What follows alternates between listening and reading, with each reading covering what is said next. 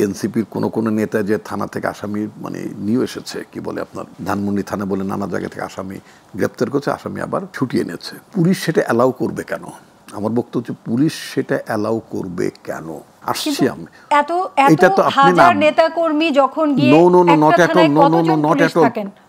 আপনি ওরা কি থানা অ্যাটাক করতে গিয়েছে? না। তো আপনি ভাঙচুর করেছে, আপনি অ্যালাউ করবেন কেন? ওই পর্যন্ত যেতে দেবেন কেন? আমার বক্তব্য হচ্ছে ওই পর্যন্ত আপনি যেতে দেবেন কেন? থানায় পুলিশ, আমরা তো থানা তো ছাত্র জীবন থেকে থানা দেখে এসেছি। পুলিশকে তখন আইনের প্রয়োগ করা উচিত। অফকোর্স আইনের প্রয়োগ করবে, তার বইতে, তার আইনের বইতে তার যে ক্ষমতা দেওয়া আছে, তার যে দায়িত্ব দেওয়া আছে, সেটা সে প্রয়োগ করবে। কেন সে প্রয়োগ করছে না? আমরা তো চাই পুলিশটা দেশের পুলিশ হবে, রাষ্ট্রের পুলিশ হবে। তখন যদি এই ধরনের কোনো সহিংস ঘটনা ঘটে যেত, পাল্টা আক্রমণ, আপনি থানা আক্রমণ করতে যাবে, এটা তো আপনি কোনো আইনি কোনো পদক্ষেপ না।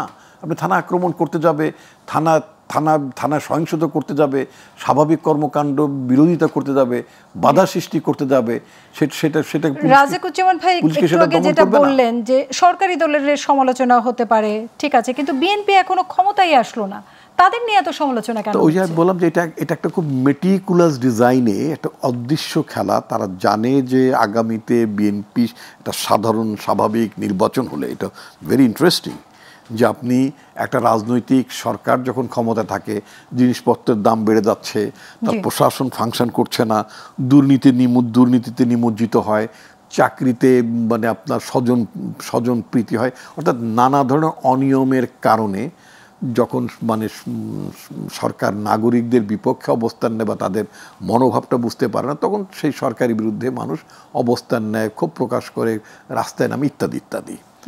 একটা রাজনৈতিক দলের বিরুদ্ধে আমি ভেরি ইন্টারেস্টিং, মানে আমি নেগেটিভ অর্থে বলছি, এটা খুব না। একটা রাজনৈতিক দল যে দলটি ক্ষমতা আসেনি তার বিরুদ্ধেই নেতিবাচক প্রচারণাটা কেন?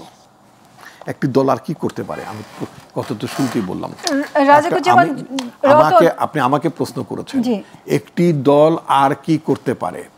আপনার সন্তান নেশাগ্রস্ত হয়েছে, আপনি পুলিশকে জানিয়েছেন, আপনি তাকে বাড়ি থেকে বের করে দিয়েছেন, আপনি তার দায়িত্ব অস্বীকার করছেন। এখন সে যদি পাবলিক নিউসেন্স ক্রিয়েট করে, আপনি তো তাকে বলছেন আপনি বিলং করেন না, ইউ ডিক্লেয়ার্ড ইট, আপনার পজিশন আপনি ডিক্লেয়ার করেছেন।